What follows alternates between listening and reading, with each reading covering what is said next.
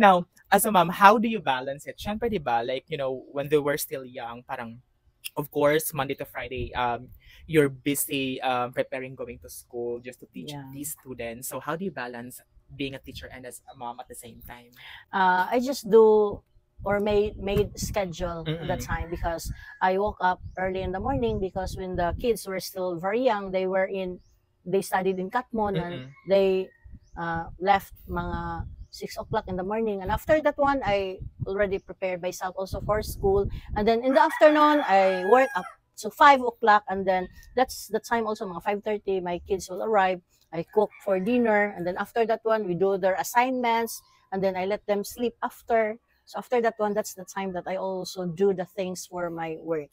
So ano lang talaga, time management. Time management. So yeah. sa week na to ba, parang may ano ka na, ito Ah. yung gagawin. Kasi nga, di ba, minsan may mga ano yan sila, may mga school activities na Mga kailangan school doon yung parents, activities, di ba? You also like help them with their assignments, parang ganun, Yes, di ba? pero pag may activities na sa school, usually, on Saturday, pag may mga meetings, ganyan. Pero pag may other activities sila na needed, like foundation, and needed yung presence ng teacher, I ask permission also from our principal if she can give me a short time to visit the school. Oh, okay. For the attendance. For the attendance. After the attendance, okay, I need to go. I need to go to school because I still have work. Pero ang galing, no? Kasi you have 3 kids. But so far, yung nakita ko sa social media, sobrang sweet nyo. Because you have 2 boys, di ba? Tama ba? 2 boys and 1 girl. Sobrang, ano ba yung mga bonding moments nyo minsan? Parang, what makes it intact? Na parang, hindi sila nakikatalaki sila. Kasi di ba yung iba, parang, kasi pag lalaki kasi yung anak, parang, ang kabanding nila yung father nila, di ba? Pero kayo nakakita ko sa social media is parang, kasi sobrang kami yung close mas close. Kasi yung papa nila ay nasa malayo. And aside from that, it pays also to be with your kids, though they are already very old na. mga kuan na more than 18 years old more na. Okay. Pero we stayed in one room. So mean to say, pag in our room, talaga? Only one, and then dyan lang kami lahat. So hindi mo sila sinanay na talagang, okay, I'm gonna make one room for you, your own room. Hindi talaga. No, and then aside from that, when they went home, hanggang sila. talaga? And then doing bonding, and also my kids are so sweet, and it's their nature. The 2 of them. Pero may mga times ba, ma'am, na alam mo yun, kasi 'di ba, syempre pag lumalaki yung mga bata, talagang gusto na ng privacy, 'di ba? Was there a time na parang gusto ko na ng sariling kwarto, parang gano'n? No. Hindi talaga. No. And then they just what is very important, though your kids are already getting bigger and bigger, open communication is very important, wherein they are not afraid to share something to you, and then when you know also something from them about their private life, maybe as a mother you need also to support them, as long as it's for the betterment of their lives. Yes. And then they're open to me. Gusto ko yun. Gusto ko yung parang walang tinatago, di ba? Walang tinatago. Pero tinitrain mo talaga sila yung parang kung ano mo yung problema, or even if like it's because di ba pag malaki ka na, parang magusto ko ng ganito, sarili ko ng ganito, but parang sometimes it's really hard to open up. Pero what is important, communication is really very important.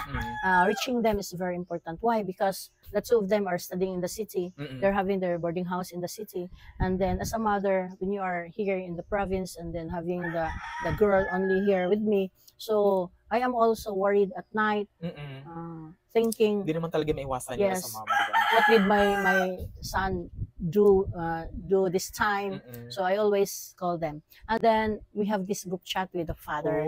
We always have this kind of group call, so we can check each other. My husband can check also the kids if they are in the boarding house at night.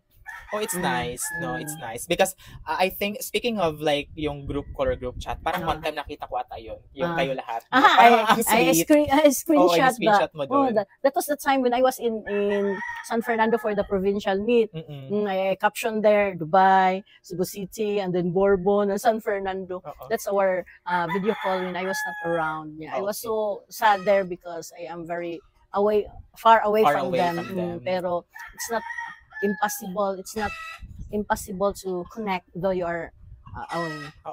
Pero buti na lang ngayon, 'di ba? Kasi nga, 'di ba, during nung mga panahon natin talagang ano pa talaga. Hindi naman panahon natin. Yung mga nakaraan talaga. Nakaraan pang sobrang panahon. hirap. Parang, alam mo, pag may gusto kang sabihin sa isang tao, kailangan mo magsulat. Pupunta ka pa ng ng Mag-mail ka munisipyo. pa ng sulat. Pero ngayon, It will parang take time. isang ano mo lang, pag-online ka lang, okay, I can just send a message to someone I care about. Parang ganun.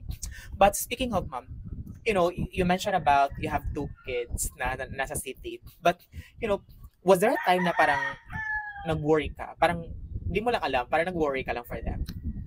And yes. how do you move forward? At first, when they started having their BH in the city, I was really very worried because that's the first time that they were out from the house. And we bought everything, parang bagong nag-aasawa lang. Binili yung lahat when they transferred to their boarding house. So, at first, I was so worried. And then, later on, I realized that I need not to worry because my kids are very responsible. They know what they're doing. Kasi nga, diba, everything. You mentioned it about, diba, like open communication. I think that's one step to have, alam mo yun, yung panatag. Panatag ang loob. Panatag ang loob mo. Tsaka gusto ko rin yung part na pag may, alam mo, pag may uncomfortable silang sabihin sa'yo, sinasabi pa rin nila. Kasi nga, parang nasanay na sila. Like, yun yung way na pinalaki mo sila, di ba? Yes. Even if like it's uncomfortable for them, then, but they will open up. And aside from that, I told them and they do it naman, yung parang update. Lagi sila nag-update and they wake up in the morning, then ma, yusin ako, ma, kanang kuan na, mag-lunch na ako. They're doing like that. My second child. And then, ma, BH na ko, matugo kay duka ako, ana. So, parang kampante na ako na nasa bahay na. And then, sometimes, my son will say na, ma, kanang akong class until 8:30, I always tell them, Hib, na, you eat first before your last period. Okay, it's late na in the evening in class.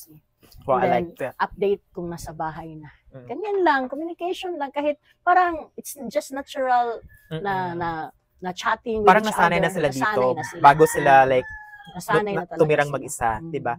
But speaking of, you mentioned about na parang siguro lahat ng mga galaw nila sinasabi nila sa iyo. But was there a time, ma'am, na parang, you know, like may araw talaga na parang ba't kayo di nag-update? And was there a time para ganun? Tapos nag-worry ka? That's the time when my eldest cannot be reached now at night time because that was the time that did not tell us that he applied for a work. He applied for a work and then because they he was used to say to me kung ano yung mga pangyayari na ginagawa niya, telling me before telling the father. And then siya, ma, nag-apply ba ako? Yeah, how would you balance? You are already a graduating student. Si inyo pa. I've told him na, can you do it? Siya, 3 months naman, ma. Nag-Amazon siya ng 3 months. And then, I've told him na, what did you do during the interview? Ganyan siya nga. Hindi ko sinabi na I am a student. And then, may somebody na tumulong sa kanya. Then, natapos na yung kontraka niya, February 6. Bago I did lang. not expect. I was surprised on that time. You asked me, na-worry ako kahit parang hindi siya nag-update. Because I was used that 9 plus in the evening or mga 10. That's the time that online kami lahat and then mag-video call kami. Pag mag-video call kami, hindi na siya nag-join. And then that's the time na hindi niya natiis, sinabi niya. And then the father cannot accept at first. I told the father na it's okay because he's already old. And then kanang gusto niya and then may gusto siya na parang may goal siya sa kanyang ginagawa. Wala namang may napupuntahan naman yung mga salary niya na natanggap. Pero proud ka yes. sa kanya, di ba? Yeah. Kasi parang because he's doing good naman in school. Okay. Well, at least yung mga grades niya hindi siya naapektuhan. Hindi naman. Okay. Well, I like the fact na parang I know for sure that he's doing it para I know naman proud kayo sa kanya. Pero para sa kanya, parang to maximize the time. Okay. Siguro marami siyang bakante or gano'n. Bakante kasi 9 o'clock to 3 p.m. lang daw yung work niya. And then after that one, wala na. So, to para maximize naman daw. Okay. Anyway, dan siya, sabi niya na, anyway ma, I still have time to rest before going to school, kaya mag-end ang work, mga 4, and then mag in the night kuan mga 7 Mm-mm. PM siya may time pa maka-rest. Okay. Well, at least, di ba? No, Parang he's at preparing least for May experience na Oo. siya. Parang he's preparing for his future, di ba? Kasi, well, anyway, 3 months na lang naman, gagraduate na siya. So, at least hindi na siya yung parang, kumbaga, ignorante or may alam na siya kung paano mag-apply yung mga pasikot-sikot sa city.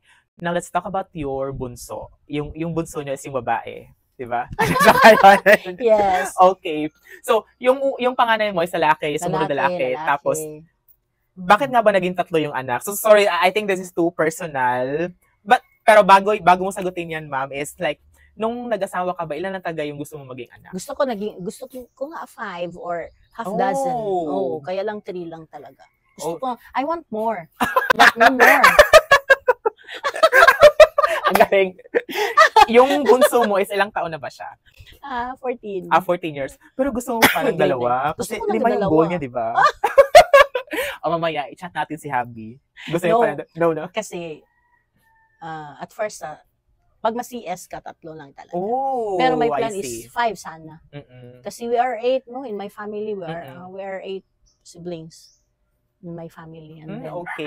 Kasi I thought, okay. Kaya natanong ko, kasi nga, di ba, yung una mo is lalaki, yung pangalawa lalaki, tapos, I thought you're still trying to have a baby girl. Tapos, but I want more pa, sana. Oh, you want more pa? Pero wala na talaga. Wala na talaga. Pero at least, di ba, parang, kompleto na siya. Meron kang babae at meron kang lalaki, di ba? Manghiram na lang tayo. Manghiram. Pero, at least, no, you really have, a beautiful family, I can say. Thank you. Oo. I can say also that I have a beautiful family. And Oo, I'm proud of my ayan kids. Siya, diba? Yeah, like, manang-mana sa'yo, buhok pa lang. But, I always call her baby, though, mana siya nga, ma, di na ko baby. Anong sinasabi niya pag baby mo siya? Ayaw niya? Okay lang siya. Sanay naman siya. Sanay na rin yung mga classmates niya na tinatawag kong baby. Talaga. Kasi walang yung iba, problema siya. Siya. Okay. Well, nakita ko talaga yung sobrang, closeness niyo, yung bonding niyo, yung openness, kumbaga, sa isang family. Okay. Sobrang, siguro lahat ng, kung sino namang pamilya, merong pamilya, di ba, yun din yung pangarap, di ba? Yes. Yung open communication, yung, grabe yung openness talaga, I like that.